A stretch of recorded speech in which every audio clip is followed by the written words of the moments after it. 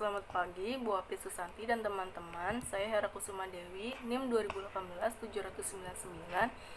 ingin menjelaskan chapter 1, yaitu Financial Accounting. Di sini ada pengertian dan fungsi dasar akuntansi.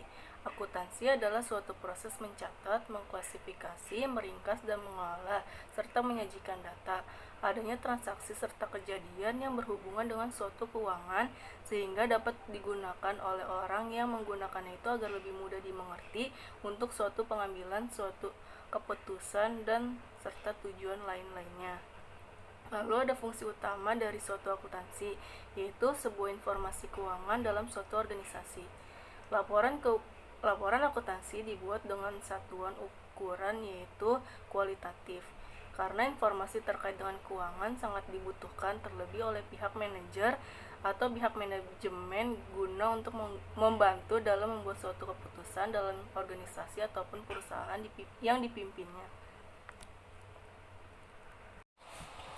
Selanjutnya itu ada nama akun. Yang pertama itu ada debit dan kredit.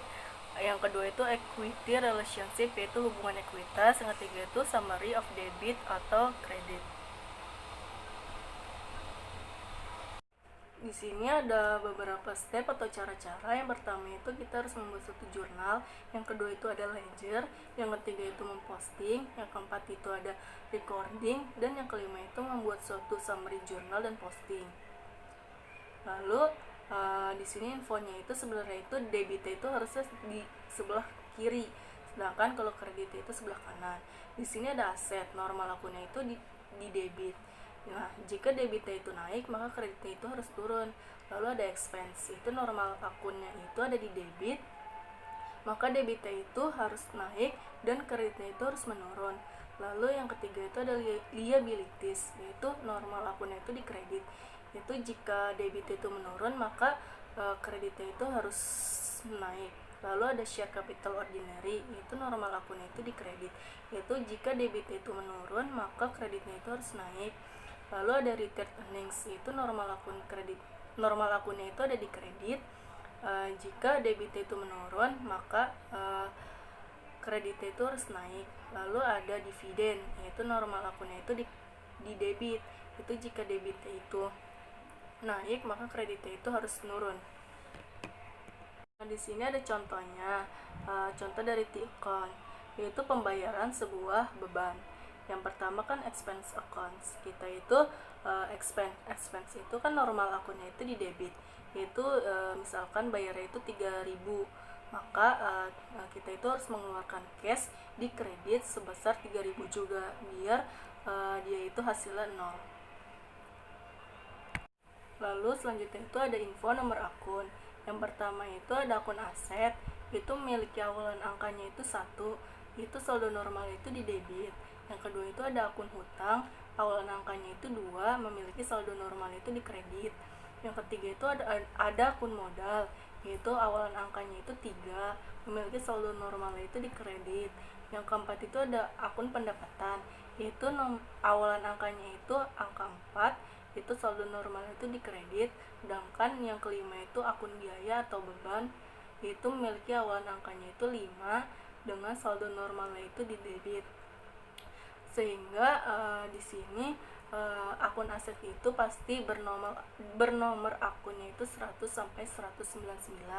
Lalu ada akun hutang, itu nomornya itu dari 200 sampai 299. Terus ada akun modal, normalnya itu dari 300 sampai 399. Lalu ada akun pendapatan dari 400 sampai 499. Lalu biaya atau beban, yaitu nomornya itu 500 sampai 599. Nah, di sini ada rumus persamaan dasar akuntansi, yaitu harta sama dengan hutang ditambah modal. Lalu di sini ada contoh soal. Kita itu harus membuat suatu journal entry, yaitu sebuah jurnal untuk menyimpan akun historis dari semua transaksi yang direkam oleh perusahaan. Dengan kata lain, jurnal itu mirip dengan buku harian untuk bisnis. Lalu memasukkan informasinya itu ke dalam jurnal, dan dikatakan itu adalah journal entry. Lalu kita akan menggambar sebuah jurnal. Di sini ada jurnal kotak, itu ada tulisan debt, name account, ada debit dan kredit. Selanjutnya itu mencatat sebuah transaksi. Di sini contoh soalnya itu di Januari 3 tahun 2019, itu dimana perusahaan itu menerbitkan 20.000 saham biasa untuk uang tunai. Nah, di sini ada contoh dari kotaknya, kotak jurnal. Itu kita isi date-nya itu Januari 3 2019. Name account-nya itu cash pada common stock. Nah, cash kita itu kan bertambah karena menerbitkan saham sebesar 20.000 pada common stock. Lalu kita itu tulis debitnya itu cashnya itu di debit sebesar 20.000 sesuai dengan angka yang diterbitkannya tadi. Lalu kreditnya itu 20.000 juga agar seimbang. Nah, di sini kita akan melihat total aset itu akan meningkat dan total ekuitas pemegang saham itu juga akan meningkat. Lalu keduanya itu sebesar 20.000 US dollar. Lalu kedua totalnya itu meningkat 20.000 persamaan akuntansi, dan karena itu neraca kita itu akan seimbang.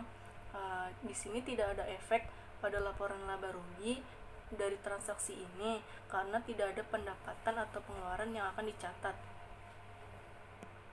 Lalu selanjutnya itu di Januari 5 tahun 2019, yaitu perusahaan itu membeli sebuah equipment dengan cara berhutang, yaitu sebesar $3.500. Di sini kita bisa lihat data itu kita tulis Januari 5 tahun 2019. Lalu jurnalnya itu ada di debitnya itu ada equipmentnya itu bertambah karena kan perusahaan itu beli, yaitu debitnya itu sebesar 3.500. Sedangkan karena berhutang di kreditnya itu accounts payable. Nah, di situ juga dicatat $3.500. Nah, di sini kita itu membuat suatu general journal. Kan tadi contohnya itu cuma dua tanggal doang, yaitu Januari 3 2019 sama Januari 5 tahun 2019 juga.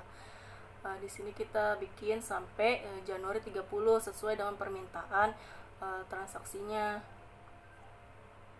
Selanjutnya posting ke general ledger.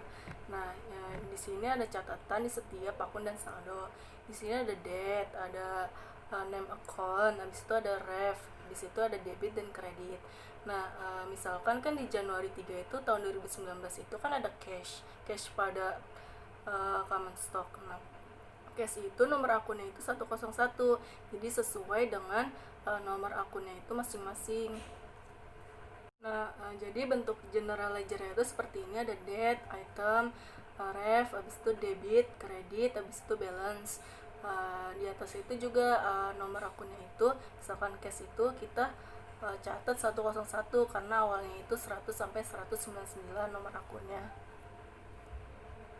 Lalu kita posting ke the accounts. Nah, tadi kan tanggal 3 Januari 2019 kita itu kan ada jurnal cash pada common stock itu 20.000 di debit, sedangkan kreditnya itu 20.000 juga. Nah, kita itu bikin the account.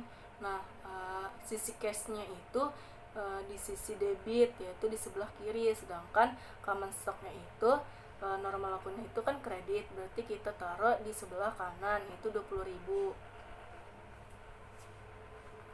Lalu transaksi yang kedua itu kan di tanggal 5 Januari 2019 kita itu membeli suatu equipment dengan cara hutang. Di jurnalnya itu equipment pada accounts payable. Debitnya itu 3.500, sedangkan kreditnya itu 3.500 juga. Nah, peralatan itu berada di sisi debit, yaitu 3.500, sedangkan hutang akunnya itu berada di sisi kredit sebelah kanan, yaitu 3.500 juga. Lalu selanjutnya itu kita membuat sebuah summary account. Nah, yang kita bikin tuh jurnal-jurnalnya. Kita itu mengikuti persamaan akuntansi, yaitu ada aset sama dengan liabilities tambah equity.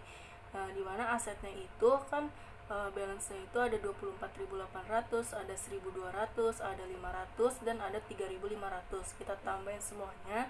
Lalu kita ada liabilities sama equity juga. Liabilitiesnya itu accounts payable itu 500, revenue-nya itu 4.000, lalu common stock-nya itu 2.000, dividennya itu di sisi debit mengurangi berarti 100. Itu service revenue-nya itu ada 9.500, ada salaries expense-nya itu ada di sisi debit mengurangi 3.600, dan utility expense itu di sisi debit sebesar 300, itu mengurangi juga. Nah, di sini aset sama dengan liabilities dan equity itu harus sama. Jadi biar persamaan akuntansinya itu tetap seimbang. Nah, di sini ada daftar pustaka. Nah, jika kalian ingin informasi lebih lanjut lagi tentang financial accounting, maka kalian bisa kunjungi link yang ada di PPT ini. Sekian presentasi tentang financial accounting dari saya. Kurang lebihnya mohon maaf.